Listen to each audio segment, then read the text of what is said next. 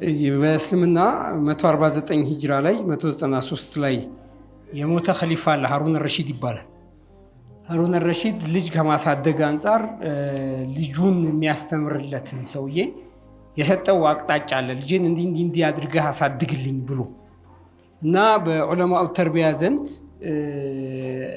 መጀመሪያ ላይ ከቁርአን ከሱና ከዛ ከሰለፎቹ ከሱሐቦቹ ከተገኙ ጽሁፎች ሌላ በጽሁፍ ደረጃ ልጅን እንዲህ አድርገህ ማሳደግ አለብህ የሚል አቅጣጫ ሃሩን አልረሺድ ለልጁ አሳዳጊ ሃሩን አልረሺድ ኸሊፋ ነው እና ዓሊም ነበረ፣ አዲብ ነበረ።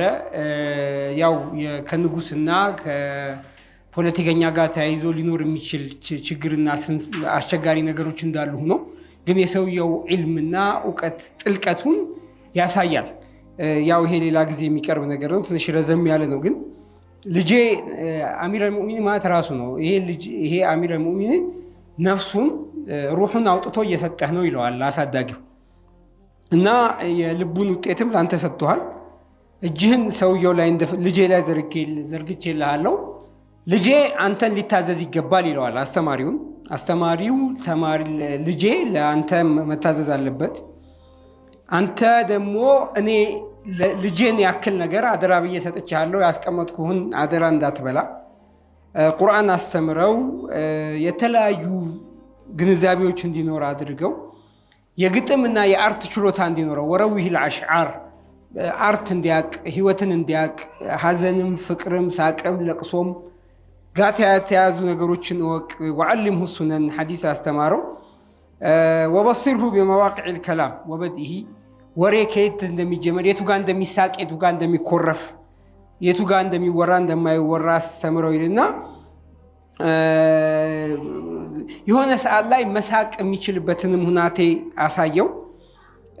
ትልልቅ ሰዎች ሲመጡ ወኹዝሁ ቢተዕዚሚ መሻኢኽ በኒ ሃሺም ኢዛ ደኸሉ ዐለይህ፣ ታላቅን ትልልቅ ሰዎችን ቁሞ መቀበል፣ ማብላት፣ ማጠጣት፣ ማስተናገድ እንዲችል አድርገው። ወረፍዒል መጃሊስ እና ወላ ተሙረነ ቢከ ሰዓቱን ኢላ ወአንተ ሙግተኒሙን ፋኢደተን ቱፊዱ አያ፣ አስተማሪ ነህ አንተ ልጄን ምንም ሰዓት ያለ አግባብ እንዳያልፍበት ተጠንቀቅ ይለዋል። እና ሆኖም ደግሞ በጣም እያስተማርክ ልጄ ሐዘን ድብርት ውስጥ እንዳይገባ ተጠንቀቅ ይለዋል። በጣም ደግሞ ይቅርታ አብዝተህም ልጄ ዝም ብሎ ሁሌ አስተማሪ ምንም አይለኝ ብሎ ሲጫወት ሲቀልድ ሲያሾፍ እንዳይኖርም አድርገው